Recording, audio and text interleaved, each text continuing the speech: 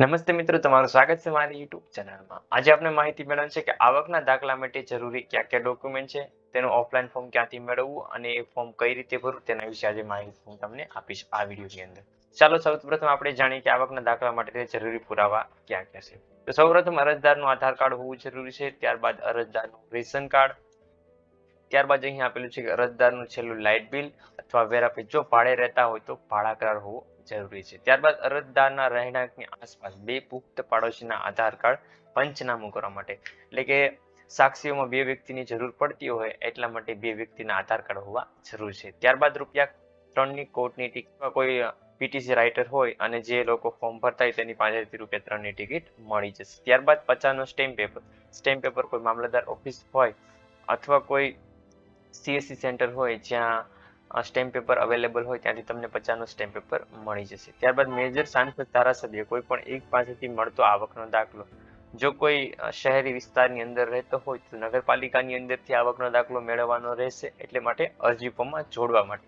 ત્યારબાદ જો ગ્રામ્ય વિસ્તાર એટલે કે ગામડા વિસ્તારમાં રહેતો હોય તો તેની પાસેથી તલાટી કમ મંત્રી પાસેથી આવકનો દાખલો મેળવવાનો રહેશે. ત્યારબાદ દરેક ડોક્યુમેન્ટ ભેગા કરી ઓળખ સૌ પુરાવા ઝેરોક્સ કરાવી નોટરી સહી સિક્કા કરાવવા તથા ઓરિજિનલ પુરાવા સાથે રાખવા, એટલે કે સોગંદનામું કરવાની જરૂર પડશે ત્યાં પણ તમારે ઓરિજિનલ ડોક્યુમેન્ટ સાથે રાખવાના રહેશે. ત્યારબાદ આવકના દાખલા માટે આવેદનની પ્રક્રિયા. આવકનો દાખલો કઈ રીતે મેળવવો તેની પ્રક્રિયા વિશે જાણીએ.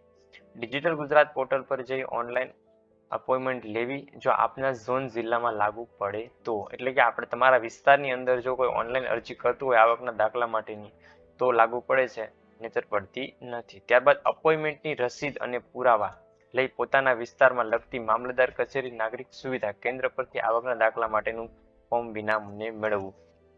એ ફોર્મ આવકના દાખલા મેળવવા માટેનું એક ફોર્મ આવે છે જેમાં તમામ વિગતો ભરવાની રહેશે. ત્યારબાદ તમારે ડોક્યુમેન્ટ અટેચ કરી અને જમા કરવાનું રહેતું હોય છે. આ એક ફોર્મની વાત કરવામાં આવે છે.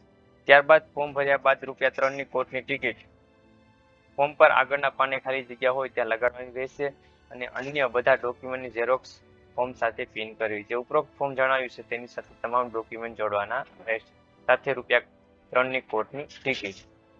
ફોર્મની પ્રક્રિયા પૂર્ણ થયા બાદ પોતાના વિસ્તારમાં લગતી મામલતદાર કચેરી અથવા નગરપાલિકા સુવિધા કેન્દ્રએ જઈ તમારા વિસ્તાર તલાટી કમ મંત્રી પાસે જઈ બધા ડોક્યુમેન્ટ ચકાસી જવાબ આપવો અને સહી સિક્કા કરાવવા. તલાટી કમ મંત્રીને રૂબરૂ જણાય તે પંચનામું કરવા સાક્ષીઓને રૂબરૂ બોલાવી શકે છે. એટલે કે તમારે જો ગ્રામ્ય વિસ્તારમાં રહેતા હોય તો તલાટી કમ મંત્રીને ફોર્મ જમા કરવાનું રહેતું હોય છે અથવા તેની પાસે ચકાસણી કરવાનું રહેતું હોય છે. એ તલાટી કમ મંત્રી હોય તો તે પણ પંચનામું કરવા માટે બે સાક્ષીઓની જરૂર પણ પડતી હોય તો તેને રૂબરૂ બોલાવી શકે છે.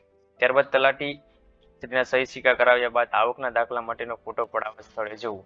એટલે ફોર્મ તૈયાર થઈ ગયા બાદ તમારે જે આવકના દાખલાનું ફોર્મ મેળવવા માટે જે કહેવાય કે સોગંદનામું કરવા માટે જે વ્યક્તિનું કરવાનું, એટલે કે ઘણીવાર કોઈ સ્ટુડન્ટ હોય તો પિતાનું હોય છે અને જો વ્યક્તિનું હોય તો તે વ્યક્તિ પોતે આવકનો દાખલો મેળવવા માટે ત્યાં ફોટો પડાવવા મામલતદાર ઓફિસ જવાનું રહેતું હોય છે.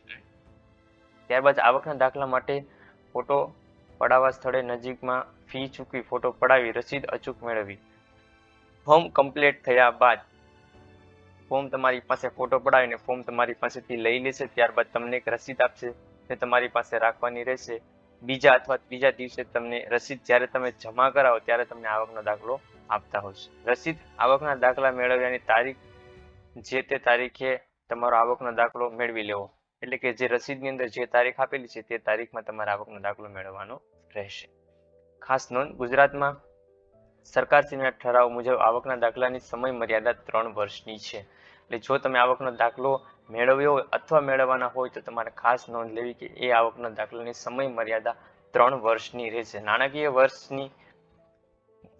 વર્ષની કરવામાં આવી છે, આથી યોગ્ય રીતે સાચવીને રાખવું. એટલે કે નાણાકીય વર્ષ નિયમ અનુસાર 3 વર્ષ તેની વેલિડિટી ગણવામાં આવે છે, એટલે તે તમારે દાખલો સાચવીને રાખવો. આવકના દાખલાનું ફોર્મ ડાઉનલોડ કરવા નીચેની લિંકનો ઉપયોગ કરી શકો છો. મિત્રો, આવકના દાખલાનું અરજી ફોર્મ મારા વિડીયોના ડિસ્ક્રિપ્શન બોક્સમાં પણ આપેલું છે, ત્યાંથી પણ તમે ફોર્મ મેળવી શકો છો. જો વિડીયો ગમ્યો હોય તો લાઈક, કોમેન્ટ, તમારા મિત્રોને શેર કરજો. નવી માહિતી તમને આ ચેનલની અંદર મળતી રહેશે, એટલા માટે ચેનલને સબસ્ક્રાઇબ કરો. કંઈ પણ કન્ફ્યુઝ હોય તો તમે કોમેન્ટ કરી શકો છો. તમારો દિવસ શુભ રહે. ધન્યવાદ. જય હિન્દ, જય ભારત.